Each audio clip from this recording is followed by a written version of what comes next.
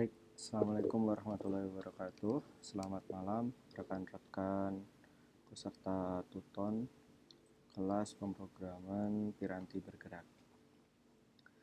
Baik, sampai sekarang masih belum ada yang join, jadi mungkin saya mulai aja. Mungkin sebagian rekan-rekan masih ada yang sibuk dengan kegiatannya masing-masing, jadi tidak apa-apa.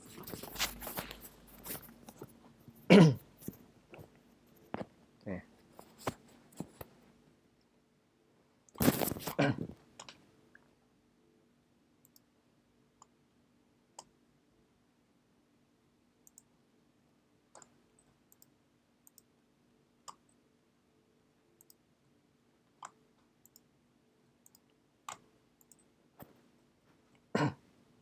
Oke, jadi untuk tutorial web kali ini mungkin saya akan membahas terkait semua materi dari aktivitas 1 hingga sampai saat ini yang terbuka adalah aktivitas 7 ya. Jadi yang terbuka udah aktivitas 1, 2, 3, 4, 5, 6, dan 7. Dan tutorial web ini dijadwalkan di aktivitas 6. Oke. Sebelumnya perkenalkan, nama saya Angger Binuko Paksi. Mungkin teman-teman bisa mencari profil saya lebih lengkap di linkedin.com. Jadi saat ini saya bertugas secara resmi ya, officialnya itu ada di Politeknik Negeri Madiun sebagai dosen Prodi Teknologi Informasi. Dan sebelumnya juga saya punya beberapa pengalaman kerja seperti di PT Bank Syariah Indonesia sebagai Mobile Banking Project Officer, dan juga yang sebelumnya ada di Bank BRI Syariah juga sama sebagai iOS App Developer. Kemudian beberapa pengalaman kerja saya seperti sebagai Web Application Developer di PT Gama Tekno Indonesia. Mungkin itu sedikit sharing profil diri saya. Mungkin teman-teman yang mau berkenalan dengan saya melalui LinkedIn silahkan cari nama saya Angger Binuko Paksi gitu. Oke, itu sedikit profil saya. Oke, kita kembali ke aktivitas belajar 1. Di aktivitas belajar 1 ini lebih banyak terkait pengenalan mata kuliah ya, mata kuliah pemrograman berbasis piranti bergerak, atau biasanya itu lebih familiar dikenal dengan mobile programming gitu. Mobile itu kan piranti bergerak gitu. Nah, di mata kuliah ini dijelaskan bahwa nanti terkait penilaian, nilai akhir itu 60%-nya itu dari pengerjaan tugas. Jadi tugas aja itu nilai akhirnya 60%. Di mana detailnya kurang lebih seperti ini. Jadi 40% nanti dari OS-nya rekan-rekan, kemudian 20% dari nilai tugas 1, 20% dari nilai tugas 2, 20% lagi nilai tugas 3. Nah, kemarin di aktivitas belajar 4 itu sudah tercantum untuk tugas 1 ya. Jadi tugas 1 sudah di-share di aktivitas belajar 4. Jadi rekan-rekan yang mungkin nanti belum mengerjakan tugasnya masih ada waktu untuk mengerjakan. Oke, kemudian garis besar dari mata kuliah ini itu lebih ke pengenalan lingkungan pengembangan aplikasi piranti bergerak. Kemudian pemrograman berbasis front-end nanti menggunakan Vue. Kemudian dasar-dasar atau mungkin lebih banyak terkait pemrograman menggunakan TypeScript dan Vue itu seperti apa. Lalu juga pemrograman menggunakan Ionic Framework nantinya, baik itu layouting, theme, dan komponen-komponennya. Kemudian juga ada intrusion detection atau preventive system dari Ionic pada platform Android. Lalu pengembangan aplikasi mobile yang terintegrasi menggunakan Ionic. penggunaan native API plugin, dan aplikasi terintegrasinya. Jadi kurang lebih gambarannya seperti ini ya. Jadi ini sudah sesuai dengan yang disampaikan oleh universitas terbuka, kurang lebih seperti ini nanti bahasannya. Untuk detail-detailnya nanti di setiap aktivitas belajar itu ada modulnya. Jadi teman-teman bisa membaca modul yang sudah di-share sama universitas terbuka atau sudah ada di e-learning gitu. Oke. Baik, mungkin kita bisa masuk ke aktivitas belajar 2 ya. Jadi di aktivitas belajar 2 ini ada 2 materi. Yang pertama aktivitas praktikum 1 dan aktivitas praktikum 2.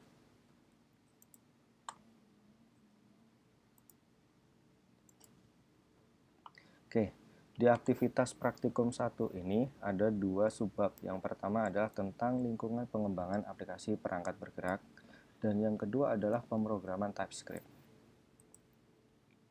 Oke, sebenarnya lingkungan pengembangan aplikasi perangkat bergerak itu atau seperti apa sih?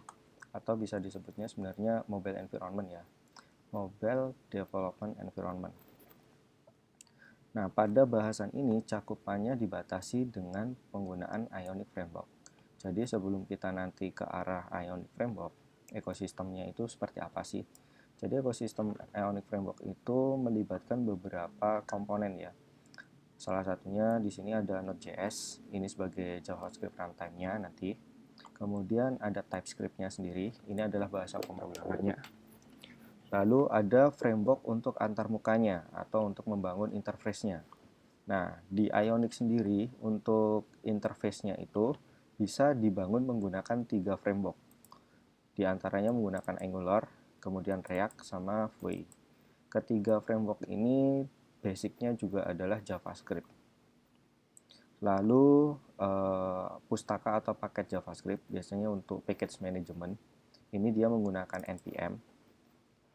Lalu ada juga web komponen siap pakai untuk tampilan antarmuka dengan menggunakan Ionic. Jadi biasanya nanti kita bisa menggunakan HTML kayak misal button, kemudian misal text field dan sebagainya. Jadi web komponen yang biasa kita temui di website itu bisa kita pakai tuh nanti di Ionic. Kurang lebih seperti itu. Lalu ada stencil, itu kompilator untuk membuat web komponennya tadi nanti. Lalu ada Apache Cordova, perangkat penyedia native API-nya nanti. Kapasitor mempunyai fungsi sebagai Apache Cordova. Kemudian Android SDK ini sebagai ketika kita sudah membuat Ionic. Ionic itu kan sebenarnya itu adalah web view ya, jadi web based. Kemudian dia bukan di-compile tapi aslinya web based, cuma dapat berjalan di mobile system gitu, mobile aplikasi. Nah, untuk berjalan di atas mobile aplikasi dia dibutuhkan Android SDK ini gitu. Kurang lebih seperti itu. Lalu ada IDE. IDE ini adalah Integrated Development Environment. Nah, ini adalah software yang akan digunakan untuk membantu pengembangan. Nah, nanti di sini kita akan menggunakan Visual Studio Code. Tapi jika rekan-rekan sudah terbiasa menggunakan aplikasi lain, juga tidak masalah sih sebenarnya. Oke, informasi tentang integrasi Ionic dengan berbagai komponen lainnya dapat diakses di sini. Jadi di Ionic Framework. Kurang lebih di sini ya. Sorry. Kita back dulu.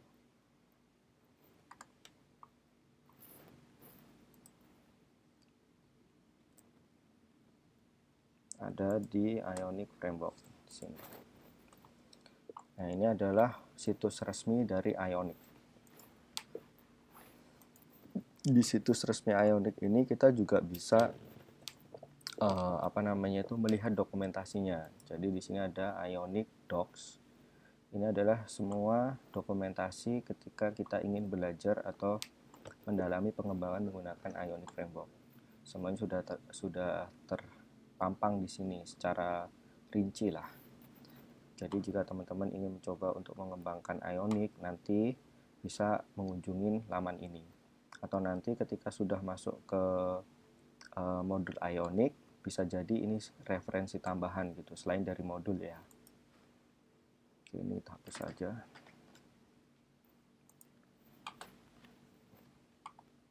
Oke, nah di pengenalan framework ini, ya, tadi kan kita, nah ini kan kita akan menggunakan Node.js sebagai JavaScript rantainya dan juga TypeScript sebagai bahasa pemrogramannya. Jadi kalau ini tadi adalah Ionic frameworknya, kalau ingin belajar tentang Node.js, kalian bisa mengunjungi nodejs.org. Nah ini adalah situs resmi untuk Node.js-nya. Di sini juga ada dokumentasinya, sangat lengkap.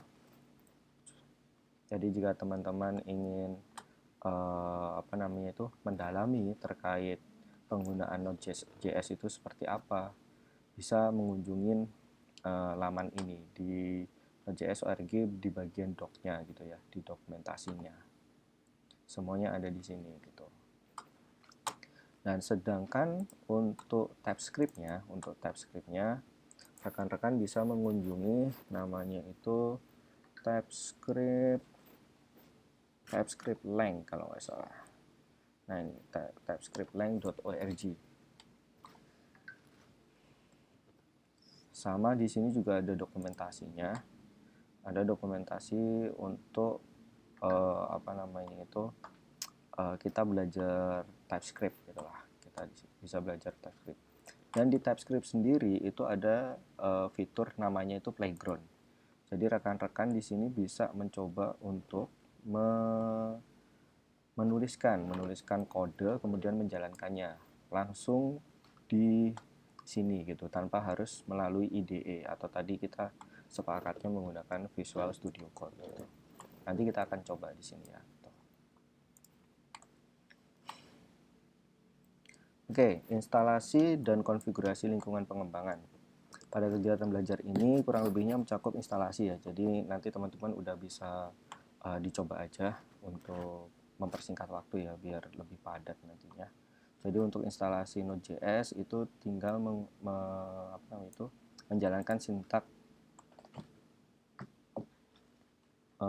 ini kalau semisal Node.js-nya belum terinstall itu dia harus menginstal dulu. Tapi kalau Node.js-nya udah terinstall nanti di sini kita tinggal ketikkan node min-v. Ini untuk mengetahui versinya. Jadi mungkin kalau semisal di laptop saya ini sudah terinstall Node.js ya.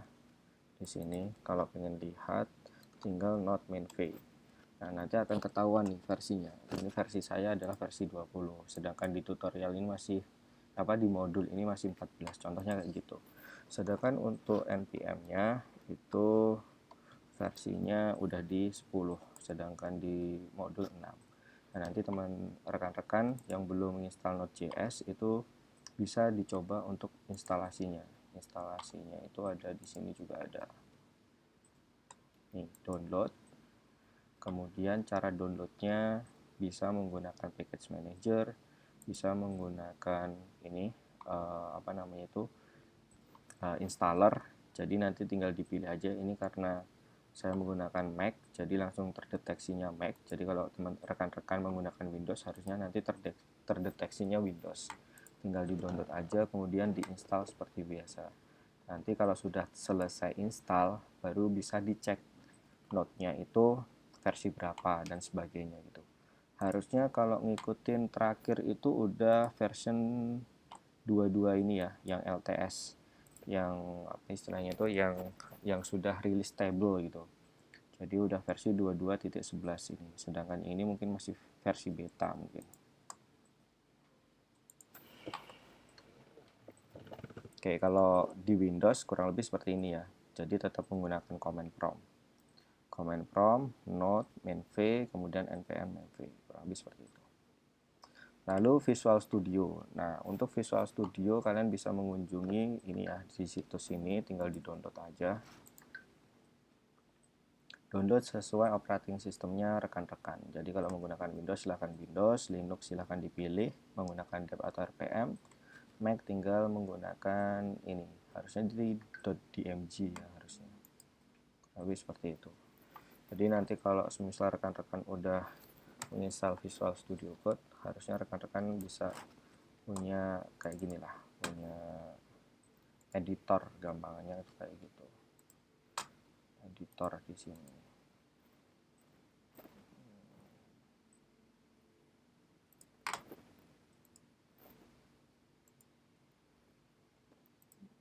Bentar ya. Ini tadi saya coba-coba soalnya. Oke, jadi editor kurang lebih kayak gini lah. Terusnya editor. Jadi kalau misal mau buat file baru, misal contoh kayak gini. Nah, filenya tinggal disesuaikan.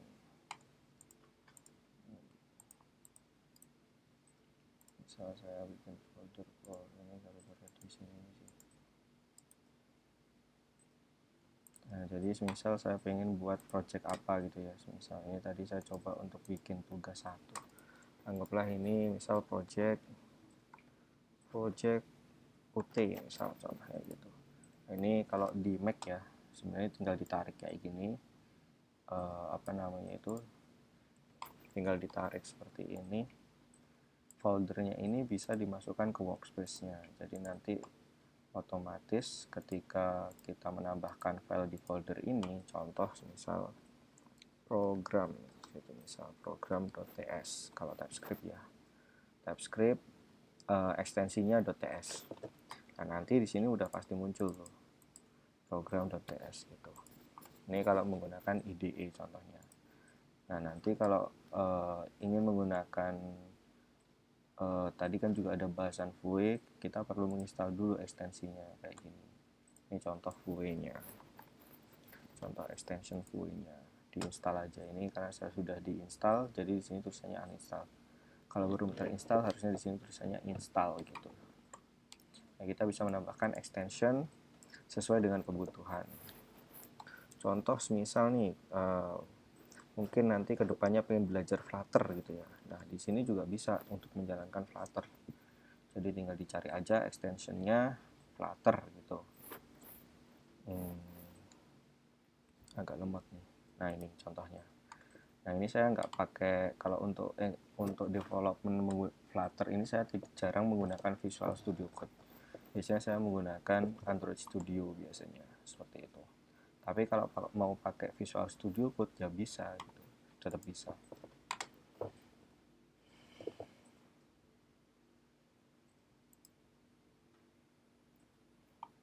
Oke, lalu kita lanjut. Oke, ini contoh dasar-dasar TypeScript. Dasar-dasar TypeScript mulai dari instalasi TypeScript. Instalasi TypeScript itu di sini ya. Perintahnya itu npm install main.g TypeScript. Ini tinggal di copy aja contohnya nanti. Jadi semua yang kayak gini tuh sebenarnya bisa di copy, kemudian dijalankan aja di command prompt-nya. Jadi misal contohnya gini. Ini karena saya sudah ada install, udah pernah install, harusnya ini apa namanya tuh, ini error karena saya menggunakan eksekusinya itu tanpa menggunakan apa namanya, kayak adminnya gitu. Jadi kalau pengguna Linux biasanya kayak gini, sudo npm bla bla bla kayak gini. Jadi karena aksesnya dibatasi gitu.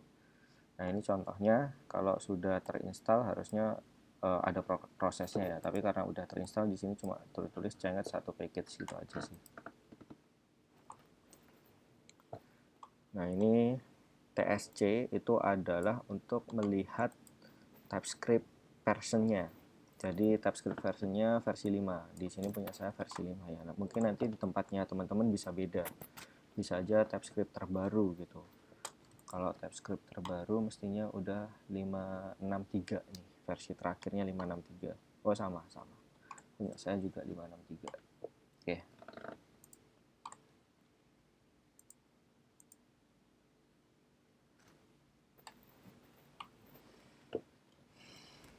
Oke, ini instalasi kompilator, TypeScript dan sebagainya. Tinggal diikutin aja ya, proses-prosesnya ini tinggal diikutin saja. Kemudian cara menjalankan TypeScript, contohnya seperti ini, menggunakan tsnode. Tsnode seperti ini. Kemudian kita bisa mengetikkan perintah TypeScript-nya di sini. Contoh di sini untuk memunculkan pesan atau konsol atau log biasanya. Konsol log hello dari TypeScript, contohnya seperti ini. Atau kalau pengen diganti namanya, misal halo saya Angger Binuko contohnya. Tinggal di enter. Nah, nanti akan muncul akan muncul halo saya Angger Binuko. Nah, ini contohnya. Jadi itu kurang lebih seperti inilah, TypeScript-nya itu udah bisa dijalankan. Ya, ini nanti banyak lagi perintah-perintahnya. Nanti bisa dipraktekkan. Di sini sudah ada ininya ya. Sudah ada instruksinya. Jadi kalau misal tadi saya kan membuat perintahnya ini langsung menggunakan TS Node gitu kan. Jadi langsung dieksekusi di tempat. Tapi kalau mau dalam bentuk file, contohnya kayak gini, dia bikin file namanya app.ts. Nah, nanti cara menjalankannya tsc app.ts. Nah, dari sini nanti akan tercompile sebuah file namanya itu app.js. Jadi sesuai namanya, cuma beda ekstensinya aja gitu. Nah, nanti kalau sudah tercompile baru bisa dijalankan menggunakan node app.js. Contohnya seperti itu ya. Contohnya seperti itu. Oke, coba misal saya coba aja ya.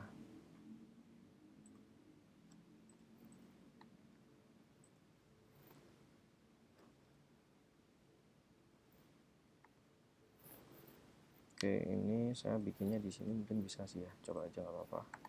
Bisa di mana sih ini? Ada di sini ya. Oke, coba kita pindah dulu ke mobile project misalnya. Mobile project, kita pindah ke UT. Oke, misal di project UT tadi ya. Di project UT tadi kan kita sempat bikin programs.ts gitu. Nah, coba kita di sini bikin aja nano, karena saya menggunakan basicnya Linux ya, menggunakan nano. Jadi misal nano app.ts. Nah, di sini kita bisa ketikkan console.log misal halo saya Angger, contohnya kayak gini. Oke, kita simpen. Lalu cara kompilasinya menggunakan script tsc nama filenya kayak gini. Nah, kalau udah kita coba list, nah nanti di sini akan muncul nih app.js. Nah, yang kita akan eksekusi adalah app.js-nya menggunakan node app.js. Contohnya gini. Nah, nanti akan muncul di sini. Halo, saya Angger gitu. Oke, contohnya seperti itu. Mungkin nanti kalau di Windows sintaknya agak berbeda ya untuk membuat filenya gitu. Oke, dasar-dasar pemrograman TypeScript. Oke, saya izin minum sebentar ya.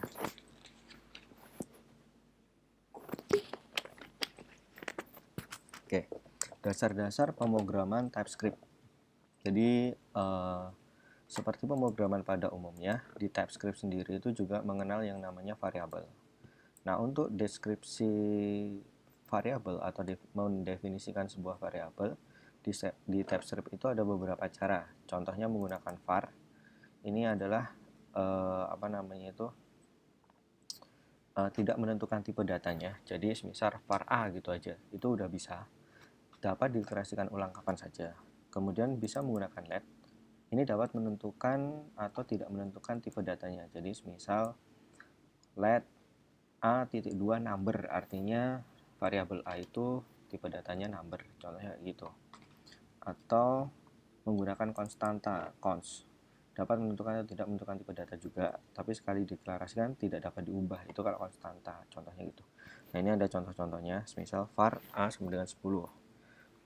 Kemudian ketika menggunakan let, di sini tidak ada contohnya ya. Misal let titik 2, kalau tipe datanya number gitu, tinggal diketikkan number gitu. Nah, ini untuk deklarasi variabelnya, contoh deklarasi variabelnya. Lalu ini adalah contoh tipe data dasar di TypeScript. Jadi ada tipe data boolean itu untuk menyimpan nilai benar dan salah atau salah. Kemudian ada tipe number menyimpan nilai angka kayak floating, point, pecahan, dan big integer. TypeScript juga mendukung desimal gitu, hexadesimal dan oktal ataupun biner. Kemudian string ini untuk menyimpan tulisan, array untuk menyimpan variabel dalam bentuk indeks. Kemudian tuple ini kayak array, tapi jumlahnya udah dipastikan. Jadi kalau array itu jumlah, misalnya menyiapkan gerbong untuk menyimpan barang itu bebas. Yang penting saya menyiapkan keretanya gitu, kereta gerbong gitu. Nah nanti gerbongnya bisa ditambah-tambah. Tapi kalau tuple, misal saya menyiapkan kereta gerbong dengan jumlah 3 gerbong, jadi itu udah nggak bisa tambah-tambah lagi gerbongnya. Jadi kalau mau mengisikan data ya di 3 gerbong itu gitu. Itu contohnya menggunakan tuple. Kemudian bisa menggunakan enum untuk menyimpan data enumerasi. Oh ini kurang gede ya kayaknya. Oke, kayak gini. Enum menyimpan data enumerasi. Itu data misal jenisnya laki-laki sama perempuan, contohnya kayak gitu. Jadi hanya pilihan gitu enumerasi. Kemudian anom menyimpan data yang belum kita tahu tipenya. Any untuk menyimpan tipe data apa saja. Kemudian load untuk menyimpan nilai yang tidak ada nilainya. Lalu undefined untuk nilai yang tidak dapat didefinisikan. Union mempunyai kemungkinan lebih dari satu tipe data gitu. Ini contoh-contohnya. Nah ini teman-teman bisa mencoba mempraktikkan nanti di dicoba aja dan harusnya udah coba ya di aktivitas belajar 1 ini gitu. Oke. Ini lalu ada bahasan terkait struktur kendali atau biasanya disebutnya kondisional.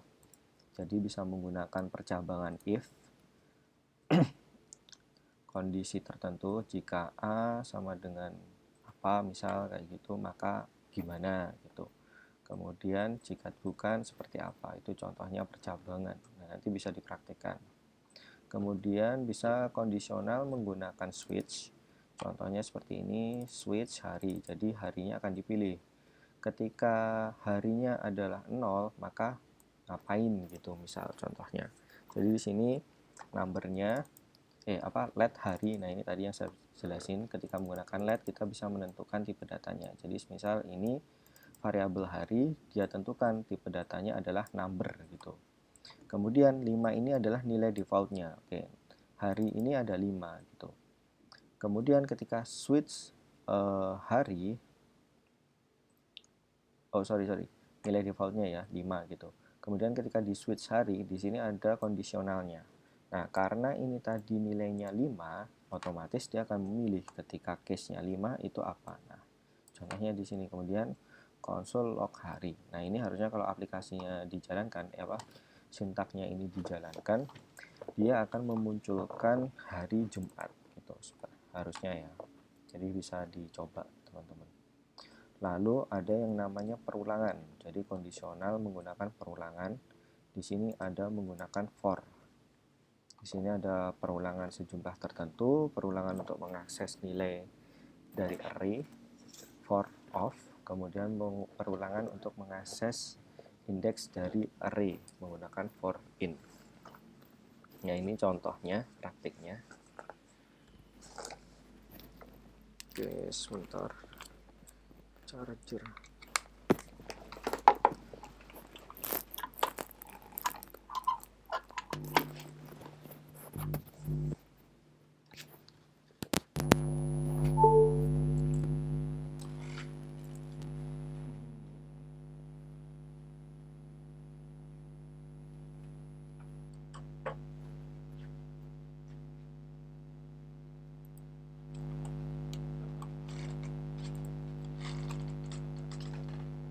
Oke, ini contoh-contohnya. Jadi coba kita ini aja ya, kita ambil salah satu aja, misal ini for let ini nanti fungsinya itu adalah mengulang dari nilai 0 hingga nilai i kurang daripada 3. Jadi nanti yang keluar adalah 0, 1, 2 gitu.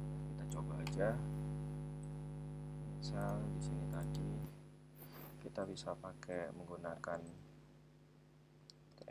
TS Node ini ya. Kita coba contohnya kayak gini.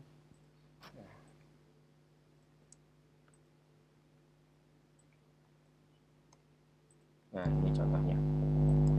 For let bla bla bla bla. Nanti yang keluar ini console log looping ke. Nah, nanti yang muncul adalah 0 1 2 3. Kenapa dimulai dari 0? Karena di sini indeksnya atau i-nya, variabel i itu dimulai dari 0. Sedangkan ini adalah kondisionalnya. Kondisionalnya adalah i kurang daripada 3. Jadi ketika loopingnya kedua, 2 kurang daripada 3, ya, maka dia masih dieksekusi. Kemudian dia ulangi, i berubah menjadi 3. Nah, apakah 3 kurang daripada 3?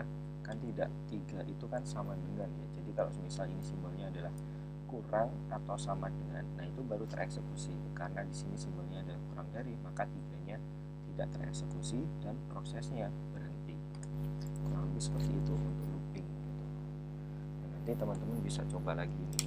Bagi yang belum coba silahkan dicoba.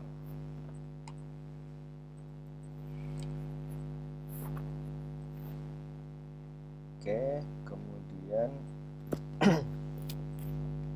ada juga perulangan menggunakan while. Jadi di while ini ada dua tipe, yaitu while, kemudian juga ada do while. Nah, perbedaannya apa? Kalau while, perulangan sampai kondisi terpenuhi dapat tidak dilakukan jika evaluasi nilai while pertama sudah bernilai false. Tapi kalau do while, perulangan sampai kondisi terpenuhi dilakukan minimal sekali. Kenapa kok sekali? Karena dia do dulu. Jadi minimal dilakukan sekali dulu, do dulu, setelah itu baru dilihat kondisional. Nah, ini contoh implementasinya ketika menggunakan while. Bisa seperti ini ataupun yang ini ya, ini juga masih menggunakan while. Atau ketika menggunakan do while seperti ini. Nah, ini rekan-rekan nanti bisa mencoba ya. Seperti itu. Oke, pemrograman modular TypeScript. Pemrograman modular TypeScript ini mengenal fungsi.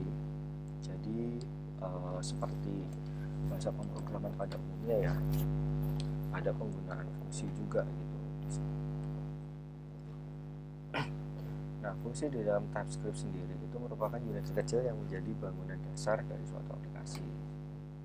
Oke, ada dua kategori fungsi, fungsi pustaka standar sama fungsi UDF atau User Defined Function. Jadi gampangannya fungsi pustaka standar ini fungsi bawaan gitulah, fungsi bawaan dari Node.js. Sedangkan yang UDF ini adalah fungsi yang dibuat oleh developernya atau pemrogramnya gitu. Gampangannya seperti itu. Nah, ini beberapa contoh fungsi pustaka standar atau fungsinya si Node.js gitu ya. Nah, ini bisa dipraktik-praktikkan. Nah, ini contohnya ada fungsi user info. Nah, ini adalah contoh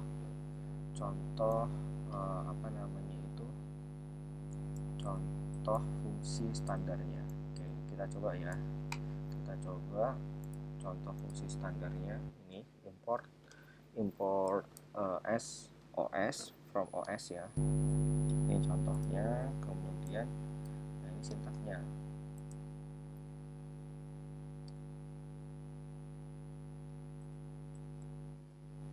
Ini harusnya os ya. Oh, duplikat identifier, sorry karena ini error ya, jadi harus kita ulangi yang atasnya. Import ini, jadi kita ganti of contohnya of. Nah, yang ini kita copy of user info. Nah, user info inilah fungsi bawaan atau fungsi standarnya. Ini kita coba. Sorry.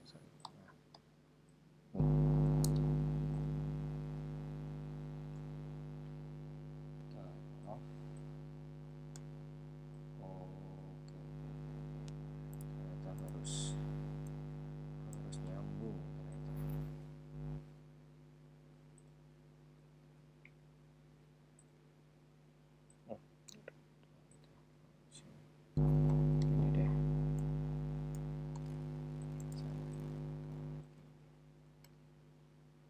sama juga nggak bisa ya. Duplikat, karena duplikat tadi ya. OX misalnya.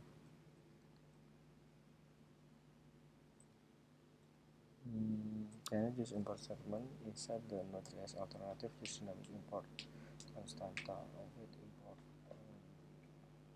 harus menggunakan constanta ya, jadi repot juga nih.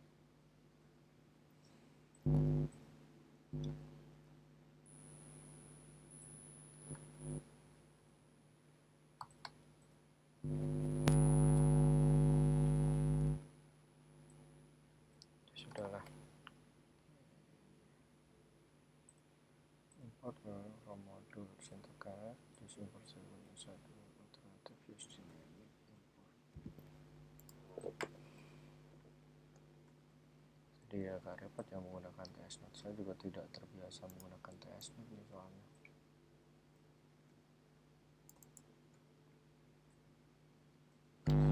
Harusnya seperti ini ya. Import digunakan untuk mengaktifkan modul yang ingin digunakan. OS menggunakan fungsi dari modul OS.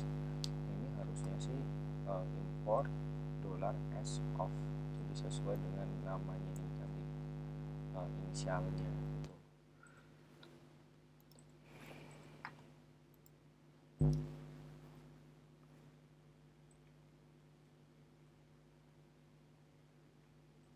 Harusnya import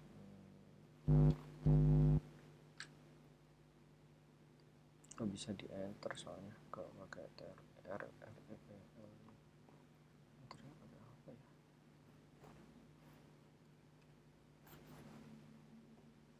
Oke, mungkin nanti akan saya cari deh yang ini.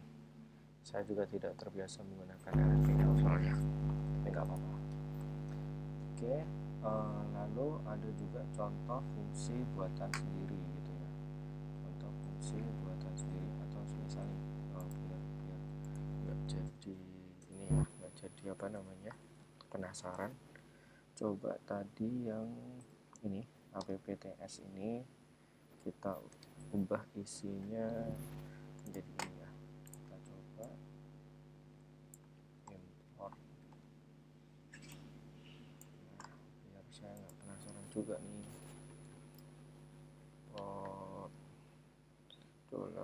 $s of from OS of user info, contoh kayak gini.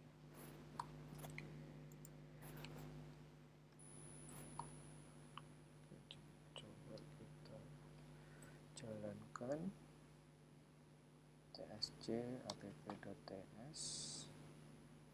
Error, cannot find module OS or it's connected to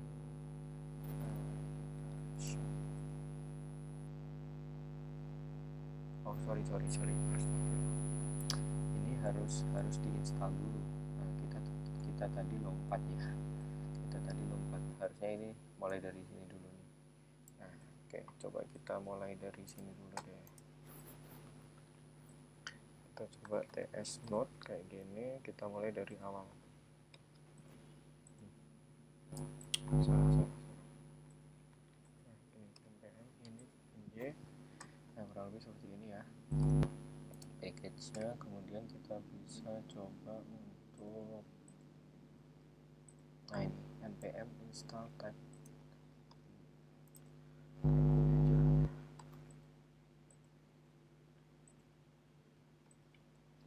Oke, coba kita list. Ini muncul package.json ya. Kemudian kita install aja ini, install tablet save tabs. Oke, dua package sudah jalan.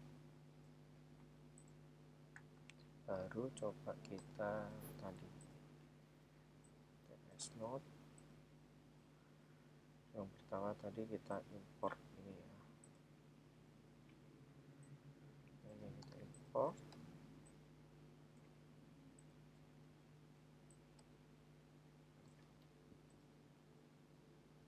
Duplikat karena udah ya. Terus ini alternatif username import. Kita coba deh.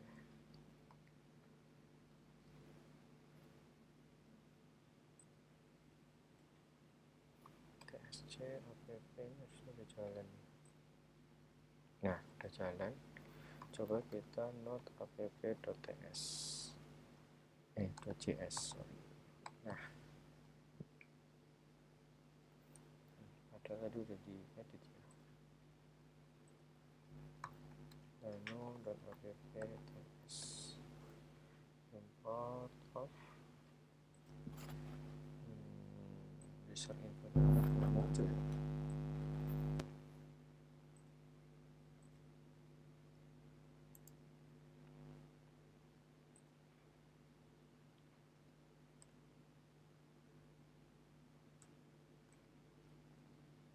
Cannot find out, jadi kan harus CS2 export.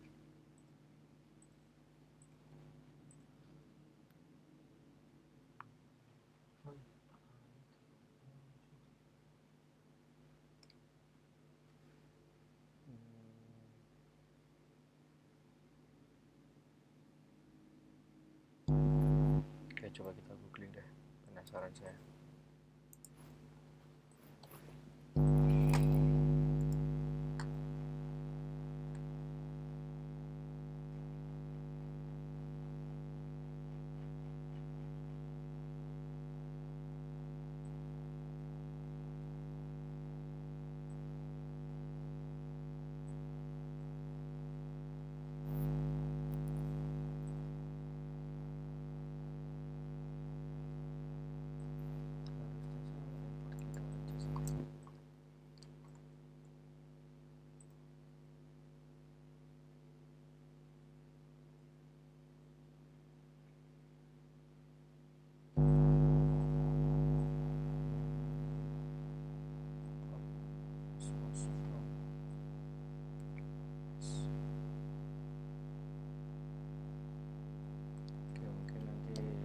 Coba saya riset lagi ya, kayaknya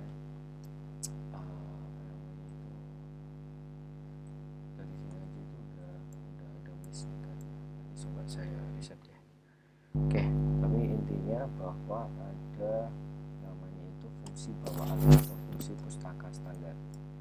Jadi itu ada contohnya kayak gini, user info dan sebagainya gitu. Itu adalah pustaka bawaan. Lalu ada juga fungsi buatan sendiri. Fungsi buatan sendiri ini membuat fungsi, kemudian fungsi definition. Nah, ini contohnya kayak gini. Function add, kemudian ini adalah parameternya. Jadi dia menyediakan dua parameter, x dan y. Kemudian titik dua number ini adalah kembaliannya atau tipe data kembalian. Jadi tipe data kembalian dari fungsi ini itu apa? Nah, kemudian ini adalah return x plus y, artinya itu nilai yang dikembalikan ketika fungsi ini dipanggil adalah x plus y, kurang lebih seperti itu. Nah, untuk memanggilnya contoh kayak gini, add 21, 12. 21 ini akan dimasukkan sebagai variabel x dan 12 ini akan dimasukkan ke variabel y. Maka di sini ketika di return x plus y artinya itu adalah 21 ditambah 12. Kurang lebih seperti itu. Jadi hasilnya adalah 33. Mari kita coba. Oke, semoga ini saya nyoba berhasil ya. Contohnya kayak gini. Nah, munculnya adalah 33. Lalu ada function expression. Function expression itu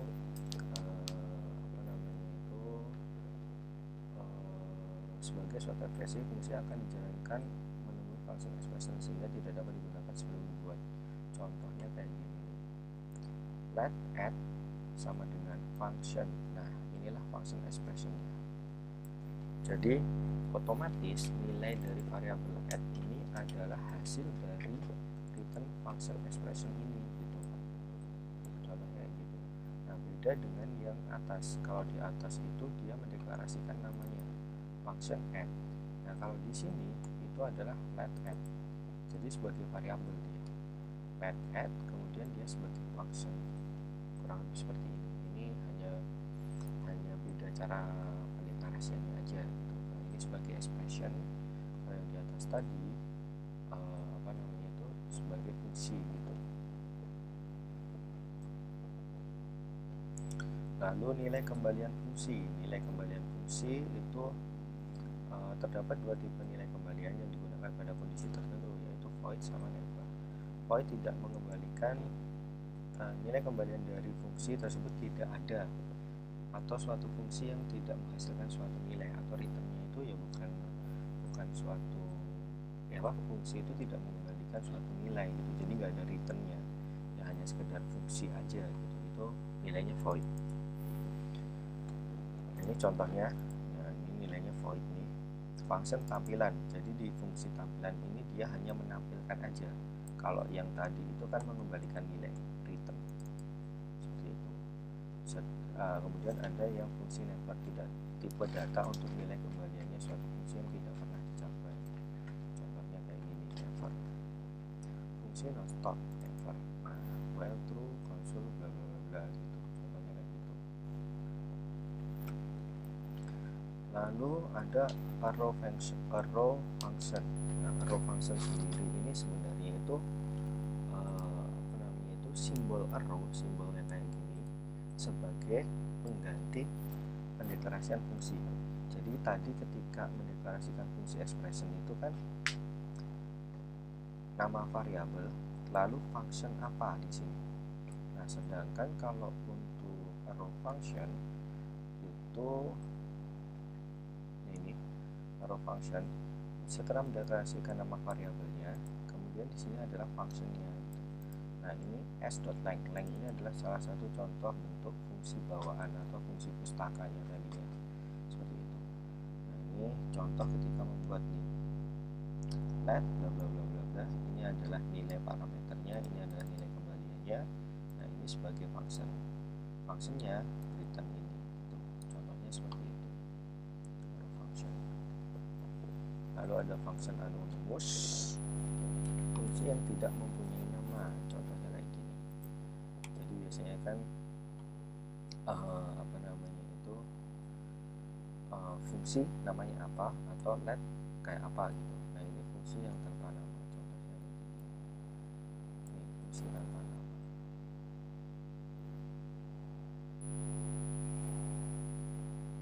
Lalu let var dan ruang lingkupnya. Oke, ini contoh let pendeklarasiannya. Kemudian kalau pendeklarasian var contohnya ini, dia tidak perlu mendeklarasikan tipe data. Kalau let ini bisa menambahkan tipe datanya. Ini contohnya. Oke, lalu ada yang namanya interface. Jadi di TypeScript sendiri itu dia sudah ada istilah untuk interface. Nah, interface ini adalah struktur yang digunakan sebagai kontrak untuk definisi. Jadi gampangnya kalau di pemrograman mobil natif yang menggunakan Kotlin itu sebagai data class, atau misal di OOP disebutnya sebagai kelas. Nah, ini maupun kelas di OOP. Nah, ini contohnya. Jadi kalau di Java itu biasanya kelas apa gitu, misalnya ini kelas orang, kelas user, contohnya gitu. Nah, kalau di TypeScript dia dideklarasikan menggunakan interface. Jadi ketika ingin mendeklarasikan objek e-person, dia menggunakan sintaks interface. Di sini ada 4 atribut. Ada nick, nama, alamat, dan menikah. Ini adalah atribut-atributnya. Ini contoh interface. Nah, interface sendiri itu juga bisa menginheritance atau mewarisi sifat dari parentnya. Jadi contoh ini ada child interface ya, gampangnya anaknya interface itu dia mengextend dari e-person atau menuruni sifat dari induknya gitu. Nah, di induknya tadi kan sudah ada 4 atribut. Kemudian untuk pegawai dia menambahkan 4 atribut lagi, yaitu ini NPP, jabatan, gaji, sama email. Nah, ini contohnya untuk di pegawai. Jadi ketika dia mendeklarasikan sebuah objek namanya kayak gini, pegawai 01, kemudian dia berdasarkan interface pegawai, maka dia juga bisa mendeklarasikan nik, nama, alamat. Padahal nik, nama, alamat dan menikah ya ini. Nik, nama, alamat dan menikah ini sebenarnya tidak ada nih atributnya di pegawai. Atribut itu adanya di person. Tapi karena pegawai ini dia mengextend dari person, maka atribut-atribut ini juga dibawa gitu, gampangannya seperti itu. Maka ketika mendeklarasikan pegawai 01 menggunakan interface pegawai, dia juga bisa mewarisi sifat-sifat dari atribut induknya. Ini contohnya. Oke, lalu ada bahasan terkait OOP di TypeScript. OOP atau definisi class dan instance.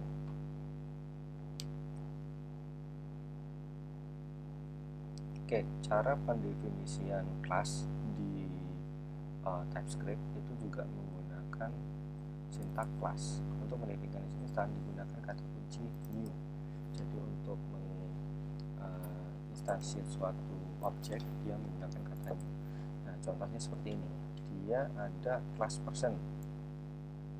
Di class person ini ada 3 atribut. Lalu juga ada konstruktornya. Konstruktornya ini dia akan menangkap nilai nick sama nama. Jadi ketika mendeklarasikan class person, dia wajib mengisikan nick sama nama, seperti itulah gambarnya. Ini contohnya, dia membuat kelas pegawai mengextend dari person. Nah, ketika membuat menginstansi pegawai, ada instansi pegawai ini, menginstansi pegawai. Nah, ini contohnya. Let Pak Bambang new pegawai. Nah, dia harus mengisikan nicknya apa. Kemudian dia tadi apa? Ketika let pegawai itu dia harus mengisikan pegawai konstruknya mana? Nick, NPP, nama sama departemen. Jadi ketika menginstansiat kelas pegawai, dia harus mengisikan nick, NPP, kemudian nama sama departemen. Nah, ini contohnya. Oke, lalu ada generik. Generik merupakan suatu teknik pemrograman yang digunakan untuk membuat tipe data yang ada pada kode fungsi kita segenerik atau seumum mungkin, atau general ya gampangannya. Oke, contohnya di sini ada function fun_n. Ini argumennya apa atau parameternya apa, number, returnnya apa. Nah, ini contohnya ketika membuat suatu fungsi tanpa menggunakan generik. Jadi normalnya seperti ini. Kalau menggunakan generik, nah ini contohnya generik, function argumen any. Nah, kalau yang tadi hanya bisa menangkap argumen number dan kembaliannya juga number, kalau ini bisa menangkap any. Nah, sejenis mungkin. Jadi bebas. Ini argumen ini bisa diisi dengan tipe number udah apapun. Bisa diisi number, bisa diisi string, bisa diisi boolean dan sebagainya. Nah, contohnya kayak gini. Fun A true. Nah, ini kan isinya boolean. Fun A kurung siku ya, kurung siku 1, 2, 3 kurung tutup siku. Nah, ini kan isiannya adalah array. Jadi kurang lebih seperti itu.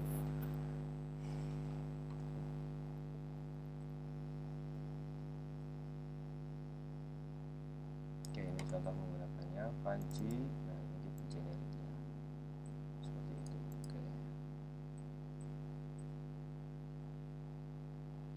Oke, ini pendeklarasian ketika menggunakan generik. Oke. Mungkin itu untuk aktivitas 1 ya. Jadi nanti teman-teman bisa merefresh ulang atau bisa menanyakan di kolom diskusi nanti. Bisa ditambahkan di kolom diskusi terkait aktivitas berapa, mungkin ada yang ingin dibahas, silahkan saja. Oke, lalu di aktivitas 3 ini pengenalan terkait menggunakan Vue.js dan HTML. Oke.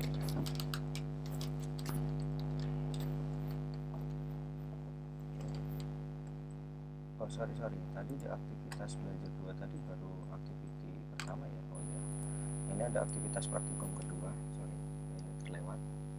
Oke, di aktivitas praktikum kedua, praktikum aktivitas kedua yaitu pemrograman TypeScript lanjut.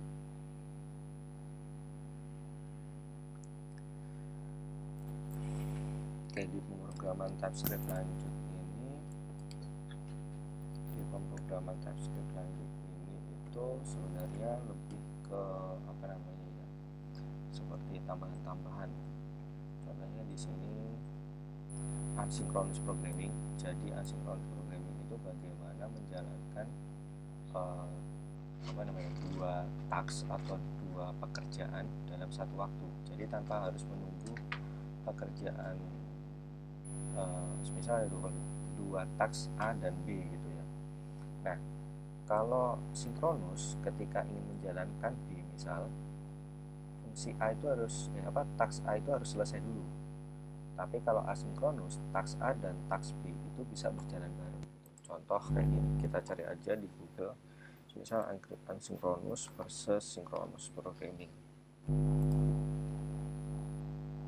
Nah, ini contohnya, contoh ilustrasinya ya. Atau ini lebih mudah nih. Ini contoh ilustrasi asynchronous programming. Synchronous dan synchronous.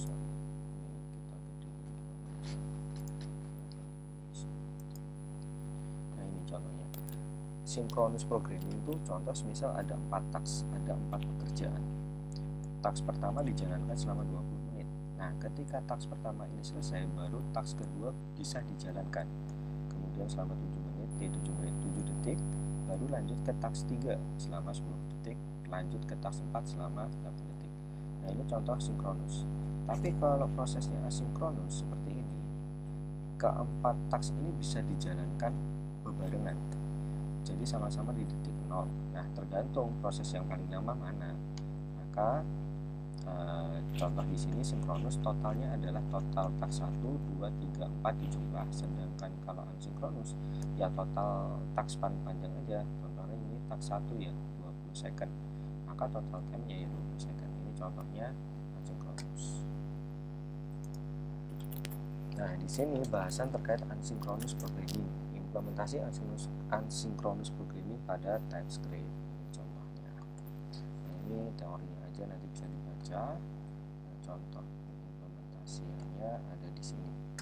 Kita dapat menggunakan promise maupun asynchronous await untuk mengantisipasi kedua hal. Ada dua hal yang harus diantisipasi terkait asinkronus, yaitu kemungkinan latensi atau waktu aksesnya relatif lama, jadi kelamaan gitu, atau kemungkinan kegagalan operasi atau timeout entah karena koneksi atau apa gitu. Nah, untuk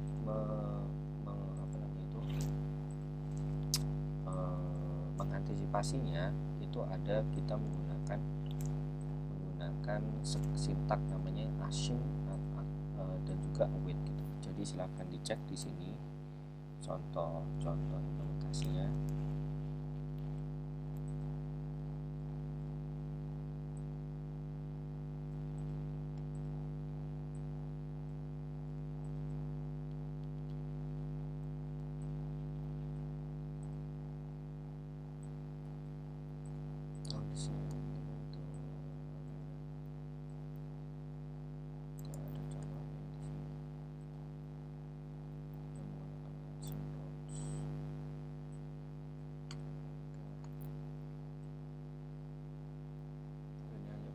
Promise-nya aja ya, tapi belum penggunaan async await-nya belum.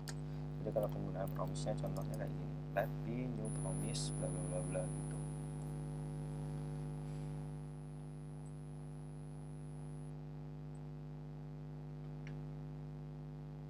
Oke, kemudian ada promise chaining. Promise chaining itu berarti promise yang berantai gitu namanya, promise yang berantai. Nah, di sini contoh new promise ini.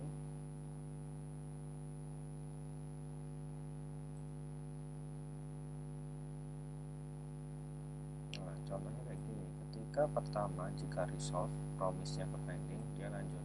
Kedua jika reject promise-nya di pending. Contohnya kayak gini. Ini ada penjelasannya setiap ini ya.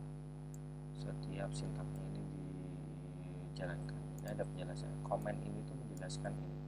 2 chain pertama jika jika lebih besar daripada 10 maka ngapain gitu. Setelah itu isi variabel hasil ditampilkan ini 3 ya. Nah ini contohnya. Jadi ada keterangannya di bawahnya gitu. Nah ini baru pemahaman asinkronus sama await-nya. Nah ini baru dipakai nih asinkronus sama await-nya. Nah di sini nih. Jadi yang tadinya itu let p menggunakan promise, di sini menggunakan asinkron. Asing gitu lah. Asing. Nah ini new promise. Nah di sini ditambahkan sintak async gitu. Nah ini prosesnya biar untuk mengantisipasi jika ada timeout atau prosesnya terlalu lama, bisa ditambahkan seperti ini. Ya ini await-nya dinaikin di 100 ke 500 nih await-nya. Oke itu. Lalu ada TypeScript untuk backend. Oke, jadi TypeScript itu sebenarnya biasanya digunakan untuk pemrograman front-end atau yang biasanya digunakan untuk membuat tampilan antarmuka dengan kliennya. Biasanya itu disebutnya itu client programming gitu. Jadi ada yang namanya server programming, ada client programming. Nah, client programming itu rata-rata menggunakan TypeScript dan turunannya kayak JavaScript, Angular, JS, Node.js, Vue.js dan sebagainya gitu. Sedangkan untuk server programming itu pemrograman yang dijalankannya di servernya gitu. Contoh kayak PHP, Python, Ruby dan sebagainya. Oke.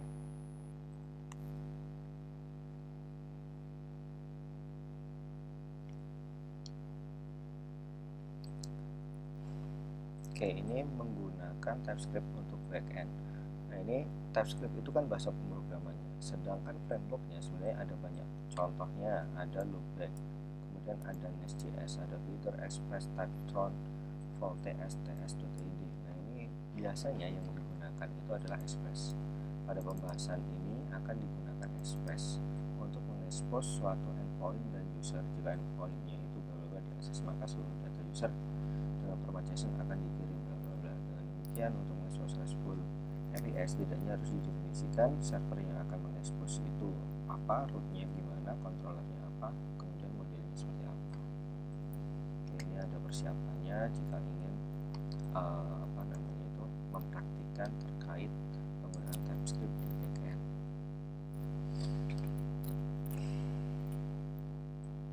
Oke, NKD RESTful API ini artinya kita bikin modul direktorinya ya, RESTful API.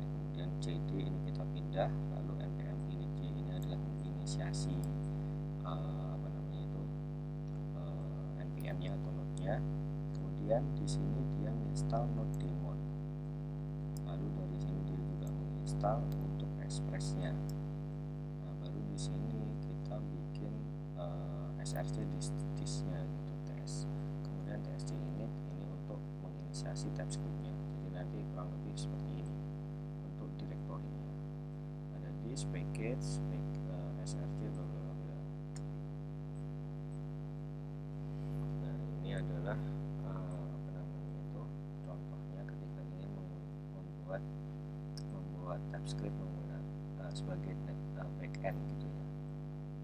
Nanti kita akan menjalankannya kayak gini.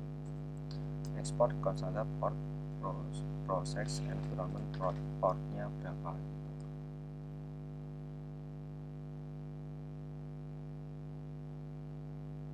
Nah, ini ada file konstantanya. Jadi ada di file config /constant.ts digunakan untuk menampung konfigurasi yang diperlukan. Nah, ini portnya dia set 400. Jadi nanti ketika dijalankan dia akan mengeksekusi port 400. Di sini ada contohnya. Jadi misal localhost titik 2 400, artinya dia dijalankan di localhost portnya 400. Kalau seperti itu. Nah, ini cukup banyak ya. Jadi nanti bisa dipraktikkan sendiri. Ini cara menjalankannya tadi. Cara menjalankannya menggunakan perintah npm run dev. Dev ini adalah environment-nya ya. Environment-nya itu harus di sini di set environment-nya itu ada environment depth. Ada nggak settingannya di sini?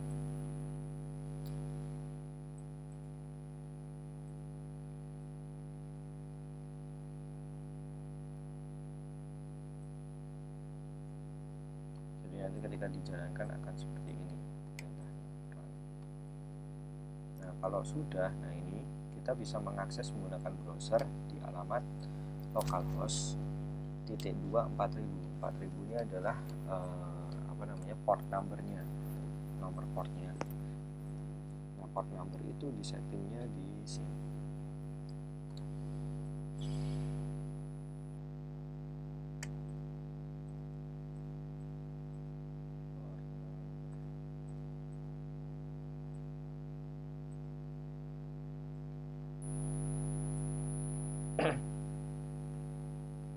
Ini tadi export constanta port. Nah ini adalah port number, dia bisa mengambil dari environment port atau langsung di set 4000 gitu. Jadi kalau di environmentnya itu ada settingannya, ya dia akan mengikuti environment dari settingannya. Tapi kalau enggak, ya dia akan menggunakan port 4000, contohnya kayak gitu. Nah kalau mau dirubah ya tadi 4000 nya diganti aja.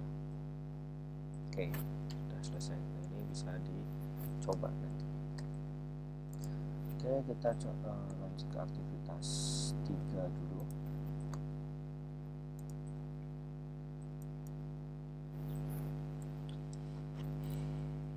Di aktivitas 3 fokus bahasanya mungkin akan lebih banyak ke Vue ya, dasar-dasar Vue. Oke. Mungkin lebih cepat aja ya. Oke. Vue sendiri kalau mau dipelajari lebih dalam sebenarnya itu ada ini ya, ada apa namanya itu situs resminya ya, Vue.js. Vue.js, saya lupa, Vue.js. Nah, ini adalah situs resmi Vue.js. Ini merupakan framework yang digunakan untuk membangun interface atau tampilan tatap muka dengan si user. Jadi contohnya tatap muka tuh ya ini, contoh web ini kan yang langsung bertatap muka dengan pengguna si si website ini gitu. Ini adalah contoh user interface-nya gitu. Nah, Vue itu digunakan untuk membangun ini. Dokumentasinya juga cukup lengkap di sini, mulai dari guide, kemudian tutorial dan contoh-contohnya, sampel. Contohnya tutorial.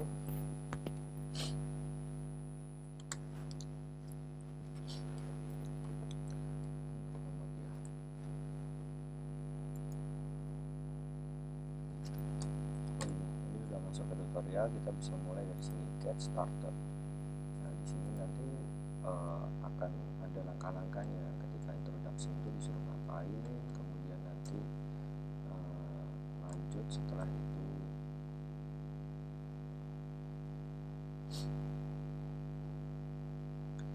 itu ngapain, quick start, kemudian lanjut di sini creating application dan syntax dan seterusnya. Ini contoh-contohnya tahap-tahapannya sudah ada semua gitu. Nah, ini contoh aplikasi menggunakan TypeScript ya. Nah, di sini kita bisa menjalankan backgroundnya. Nah, sini contoh syntax ini ketika di run dia akan menghasilkan tampilan seperti ini. Sepertinya agak lama ya.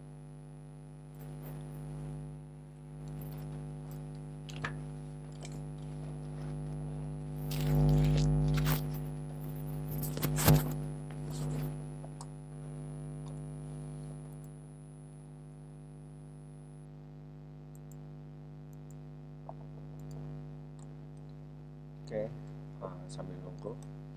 Nah, untuk instalasi CLI command line interface-nya agar kita bisa menggunakan Vue, kita perlu menginstal menggunakan syntax ini, npm install ng@vue/cli. Nah, nanti kalau sudah kita baru bisa meng-create projectnya. Jadi kalau misal udah itu kita bisa ngecek Vue main Vue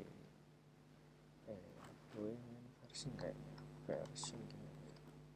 Nah contohnya gini, ini saya udah ada Vue nya, dia versi 5.0.8. Nah kalau pengen membuat aplikasinya, contohnya misal tadi kita di Visual Studio aja ya. Sekarang di Visual Studio ini contoh tadi kan kita udah bikin project.ut ini ya, project.ut ini.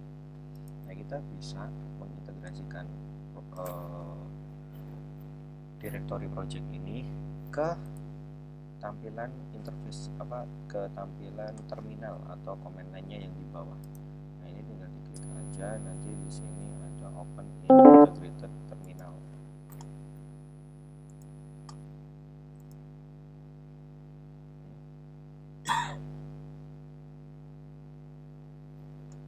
Kok sudah selesai ya? Ngapain?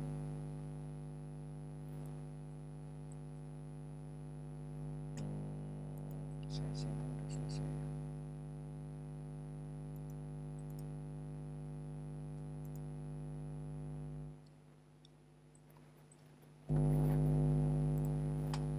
Oke, gak apa-apa, ini karena sudah saya record, mungkin nanti saya masukkan ke YouTube ya sebagai cadangan lah, tadinya saya record pokoknya. Oke, kita lanjut dulu. Jadi apakah ada koneksi ya?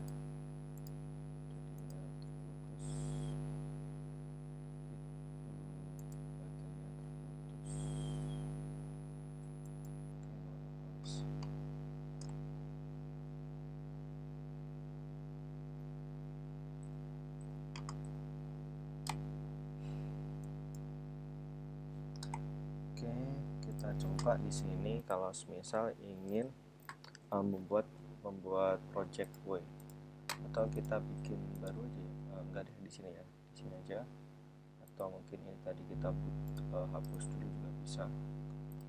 Ini aja kita hapus untuk trust. Ini masih kosong aja project Vue nya ini. Nah di sini kita bisa membuat project Vue menggunakan perintah Vue create nama projectnya. Jadi misal aplikasiku gitu. Nah nanti di sini akan dia buatin nih di sini otomatis. Kita pilih menggunakan Vue 3.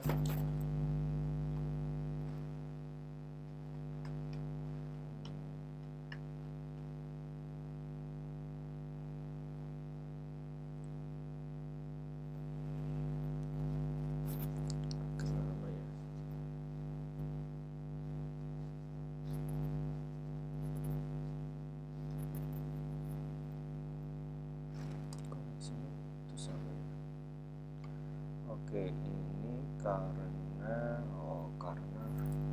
akses, jadi kita harus menggunakan sudo view create. Kita override karena tadi udah dibikin. Oke, bikin. Oke, di sini kita cek. Nah, di sini kan muncul nih aplikasiku.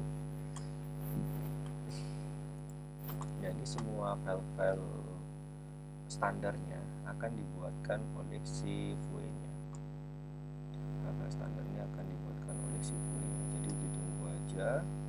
Nanti kalau udah selesai, kita bisa langsung membuat programnya.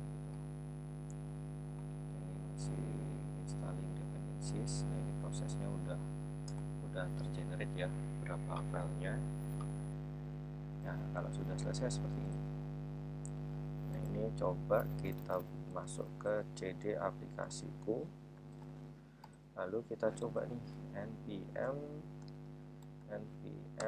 run serve. Nah ini cara menjalankan project Vue-nya. Kayaknya error nih karena harus pakai sudo, saya lupa, harus pakai sudo npm. Oke.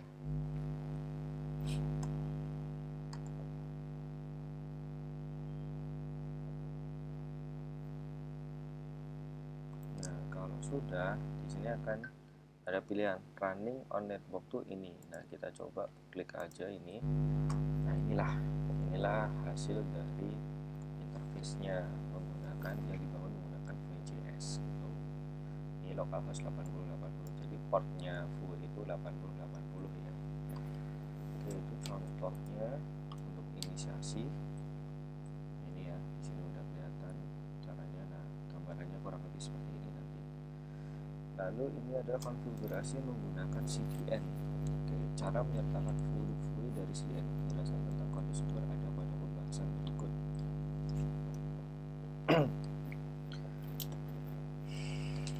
Oke, ini kodenya kita rubah. Nah, untuk merubah kodenya ini di sini nggak ada keterangannya ya.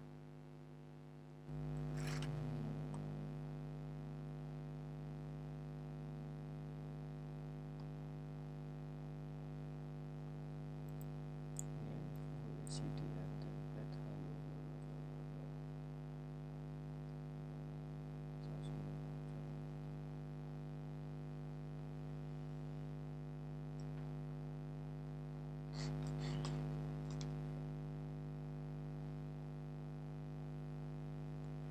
Konfigurasi cara menyertakan fluid dari CDN.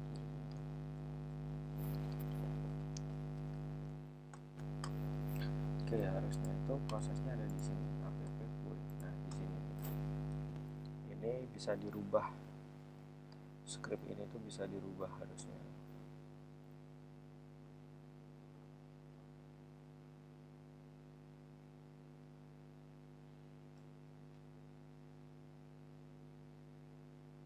Tapi di sini nanti di index.html.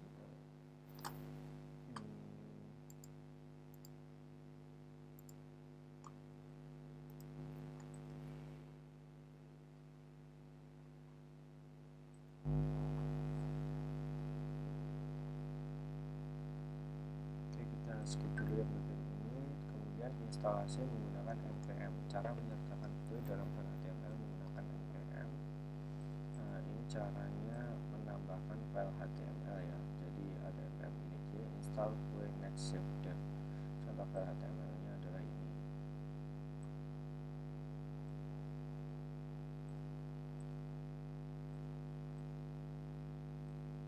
Oke, ini pakai menggunakan fluid, menggunakan CLI, kemudian bisa menggunakan GUI. Kita coba dulu.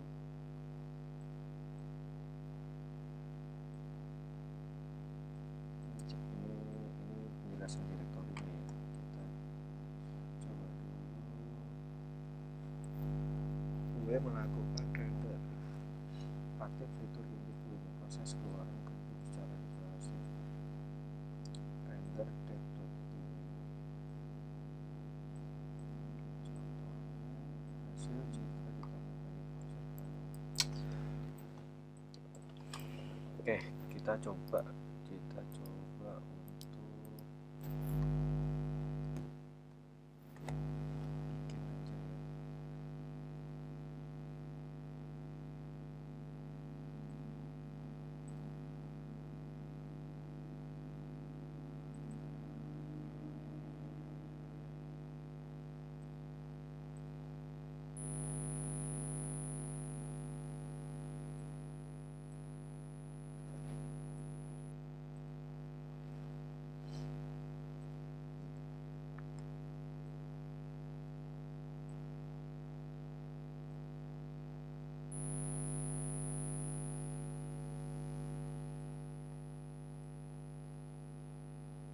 Ini ada penjelasan tiba-tiba langsung.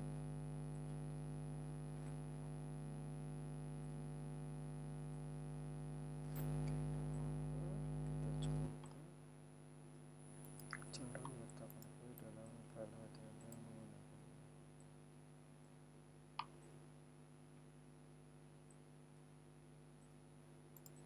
masuk.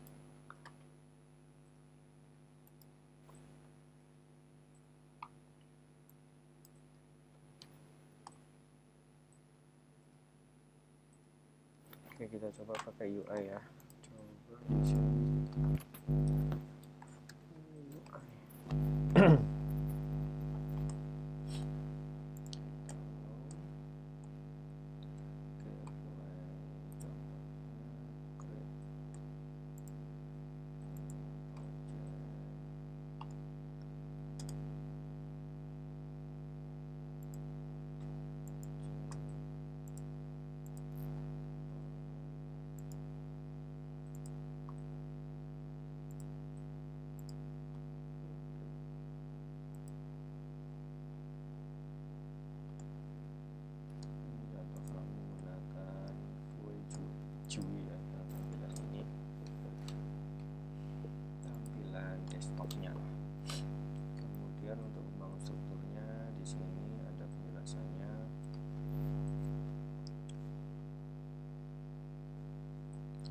modul direktori untuk menyimpan berbagai paket pustaka. Ini biasanya itu otomatis tergenerate dan di dalamnya nggak bisa diedit-edit ya biasanya.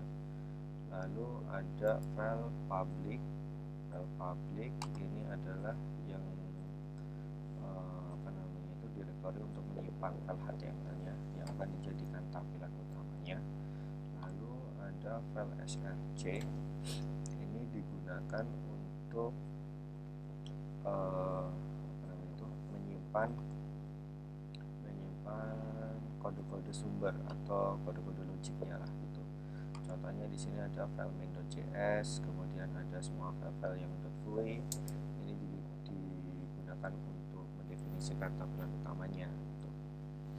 Lalu ada direktori aset, ini untuk menyimpan aset-aset kayak gambar, suara, video dan sebagainya. Kemudian ada direktori komponen, ini untuk menyimpan berbagai definisi komponen Vue gitu.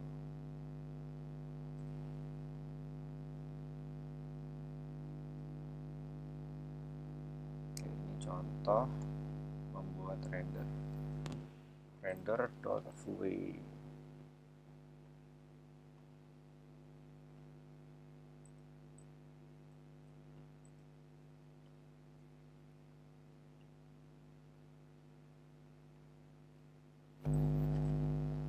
Oke, ini contoh-contohnya. Kemudian ada struktur kendali seperti halnya tadi TypeScript, ada kondisional menggunakan if. Di Vue juga bisa menggunakan if dan juga for. Nah, ini contohnya menggunakan if dan ini contohnya menggunakan for. Oke.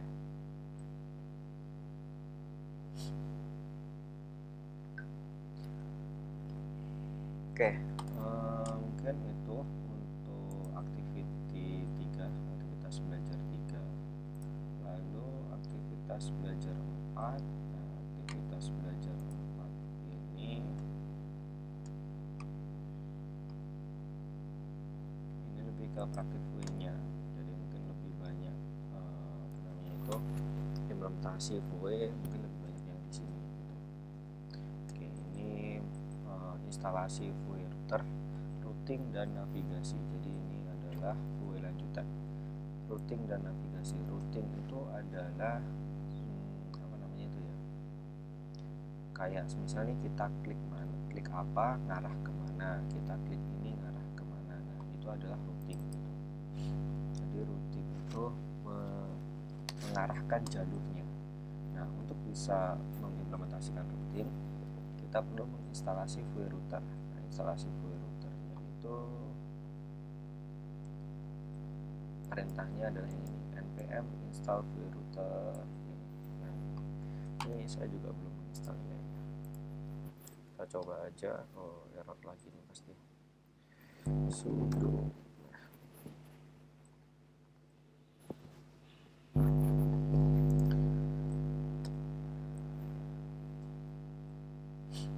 Oke, jika menggunakan npm itu tadi ya caranya.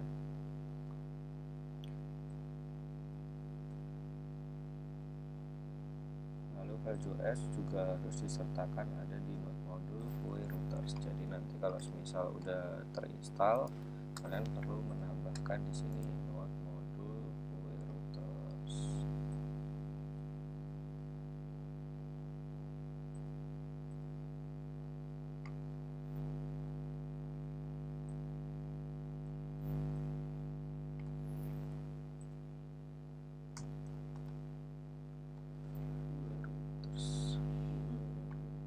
Karena belum terinstall nih,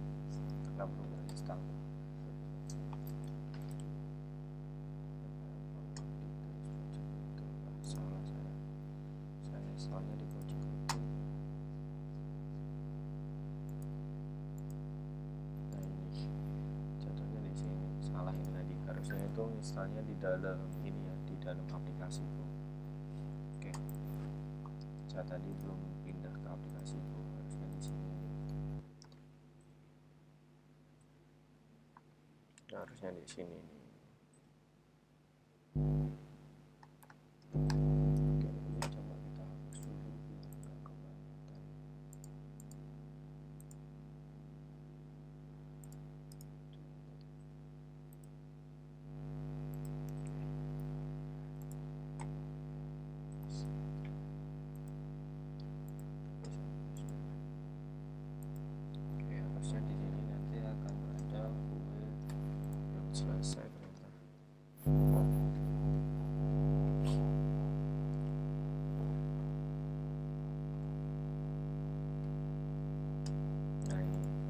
router. Editnya di sini. Oke, seperti itu. Editnya harusnya di situ, VoE router yang ini global.js. Nah, ini edit routernya nanti di sini. Kemudian cara menggunakan VoE router, misal ada dua link, awal dan tentang. Nah, ketika diklik awal maka akan menghasilkan halaman awal, ketika diklik tentang akan menghasilkan halaman tentang. Nah, itu contohnya kayak gini. Strukturnya ada awal VoE dan tentang .voe gitu. Jadi nanti bisa ditambahkan awal.voe sama tentang.voe di komponen. Ini mestinya bikin project baru bisa, menggunakan project yang tadi juga bisa. Jadi misal di sini di aplikasi Go ini di komponen ini ditambahkan new file awal.voe dan juga tentang.voe. Missionnya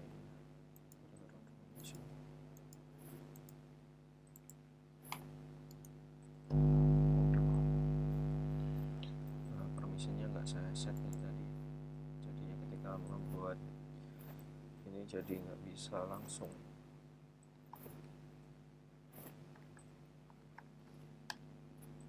Ya sudah.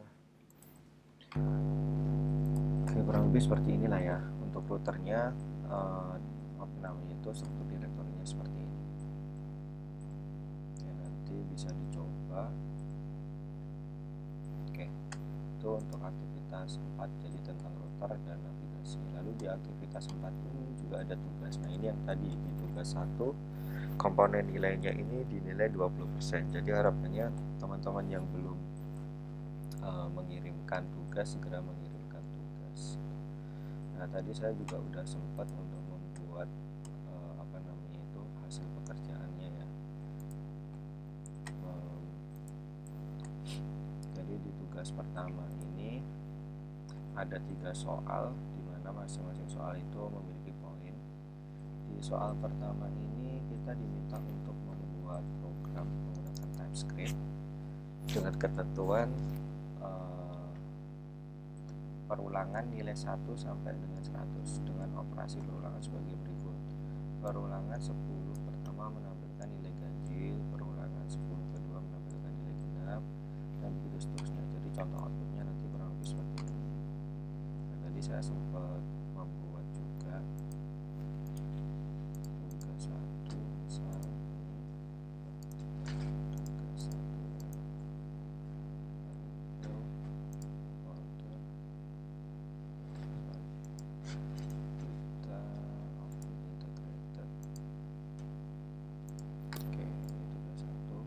jadi awalnya kayak gini ya, soal 1 nih yang .js ini nggak ada, jadinya kayak gini. Soal 1 .js, jadi kita tsc soal 1 kayak ini, baru nanti di sini akan keluar file JS-nya, baru kita bisa jalankan node soal 1.js kayak gini. Nah, ini adalah hasilnya. Jadi perulangan 10 ke 1 menampilkan angka-angka ganjil di 10 awal, kemudian perulangan 10 kedua menampilkan angka-angka genap di 10 kedua, perulangan ketiga ganjil di 20 sampai 30 dan seterusnya. Ini hasilnya. Nah, rekan-rekan nanti bisa mencoba untuk membuatnya seperti apa.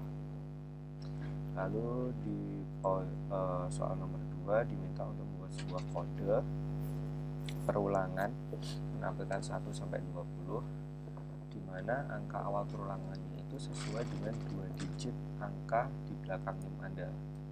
Jadi misal dan juga di sini ada ketentuan jika NIM Anda adalah ini contohnya, jika NIM Anda adalah bla bla bla bla 13, maka ini 13 ini sebagai awal perulangan. Kemudian jika NIM Anda adalah bla bla bla bla 0 ini, maka 0 ini adalah perulangan.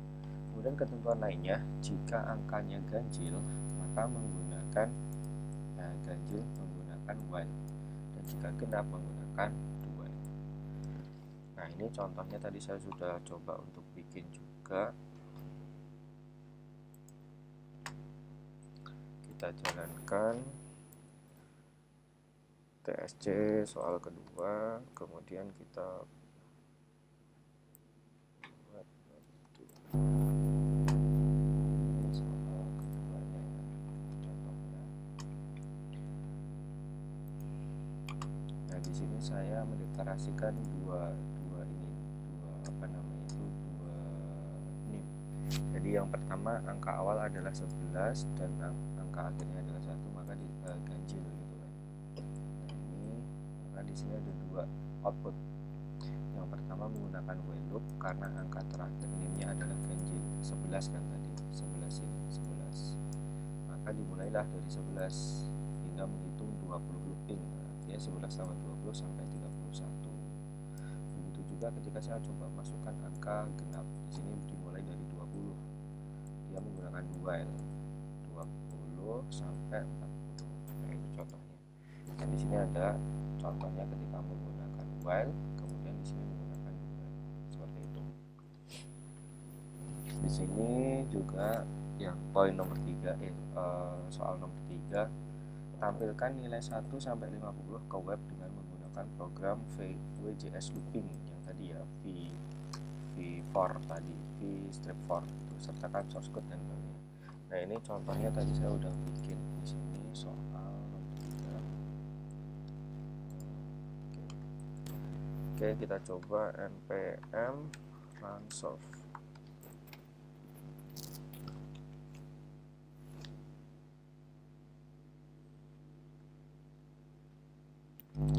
Pakai sudo.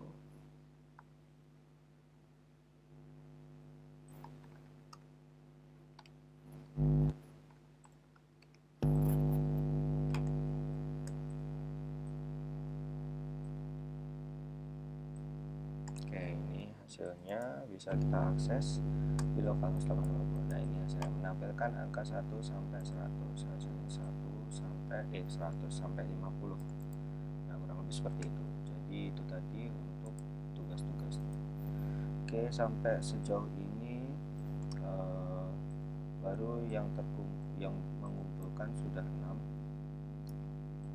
Yang mengumpulkan sudah 6, 5 diantaranya sudah saya nilai. Ini ada satu yang butuh dinilai, nanti akan saya coba nilai gitu ya. Jadi rekan-rekan yang mungkin masih belum mengumpulkan, sebaiknya segera dikumpulkan, walaupun batas akhirnya mungkin masih minggu depan ya, masih 14 September batas akhirnya.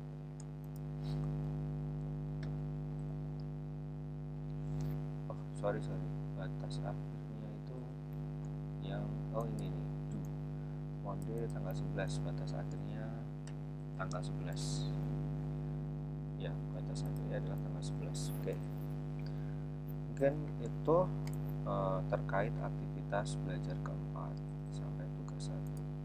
Lalu di aktivitas belajar kelima mungkin agak cepat aja ya.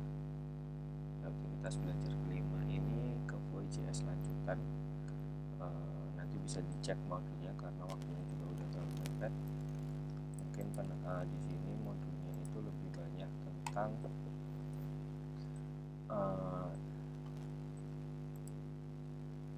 event handler. Jadi bagaimana menangani event itu contohnya semisal diklik, semisal di lalui atau di hover, atau semisal di di scroll atau out focus kayak gitu, event itu namanya. Nah, ini contoh event handler ketika diklik.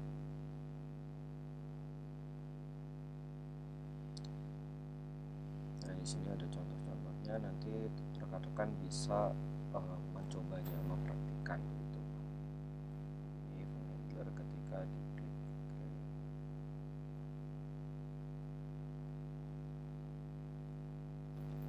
Oke, lalu di aktivitas belajar 6, aktivitas belajar 6 ini di minggu ini ya, aktivitas belajar 6 itu harusnya udah masuk minggu ini, termasuk ini ya, ada to web. Nah, untuk modulnya ini sudah masuk ke praktikum instalasi Ionic dan environment-nya, development environment. Nah, ini juga ada proses instalasinya, nanti hasilnya kurang lebih seperti ini. Nah, ini contoh hasilnya ketika coba untuk dijalankan. Jadi untuk Ionic itu dia akan berjalan layaknya seperti web. Jadi berjalan di atas HTTP port. Ini portnya 8100 ya secara default.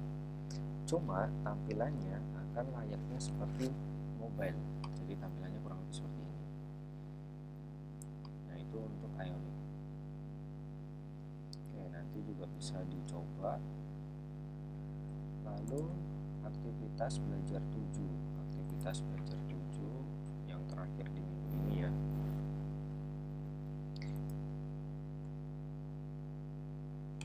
Ini adalah praktikum Ionic berbasis Vue. Jadi Ionic tadi itu adalah framework untuk membuat mobile aplikasi, sedangkan Vue-nya itu adalah framework untuk membuat interface-nya. Jadi nanti interface-nya Ionic itu kita gunakan menggunakan Vue. Nah, ini itu praktikumnya, nanti rekan-rekan bisa mencobanya.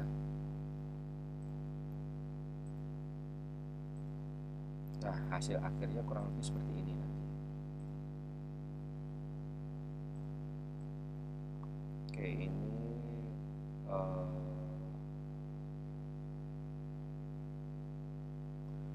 portnya dia berjalan di atas 8200. Nah, ini hasilnya. Nah, ini tampilannya proyek simulasinya.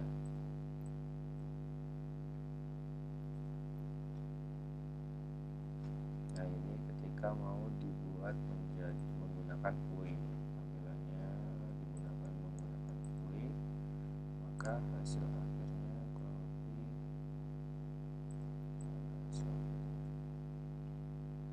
hasil akhirnya kurang lebih gini kayaknya.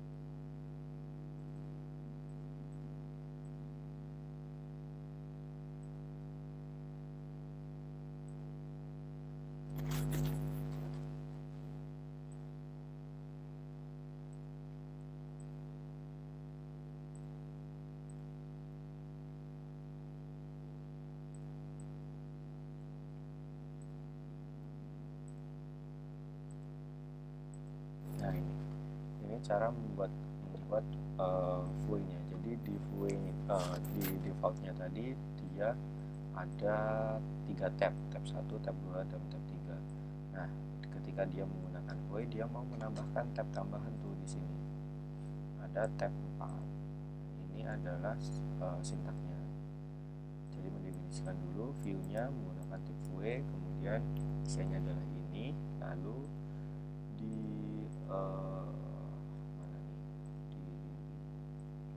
di router indexnya dia arahkan kemana, tinggal ditambahkan tab 4 kemudian diarahkan ke view tab 4, contohnya gitu. Nanti rekan-rekan bisa mencoba sendiri. Nah, di sini juga ada contoh ketika semisal ada error handling, jadi ada penanganan error. Ketika ada error harus gimana gitu misalnya. Nah, ini contohnya ketika ada error maka akan muncul kayak gini gitu. Oke, itu terkait aktivitas belajar 7. Oke, mungkin itu yang bisa saya sampaikan kepada rekan-rekan. Nanti silakan rekan-rekan bisa melihat kembali recordnya ya. Semoga recordnya aman yang di blue button. Kalaupun enggak, nanti saya coba upload di YouTube nanti. Oke, mungkin itu yang bisa saya sampaikan. Terima kasih untuk perhatiannya. Kurang lebihnya saya mohon maaf. Akhir kata, wassalamualaikum warahmatullahi wabarakatuh.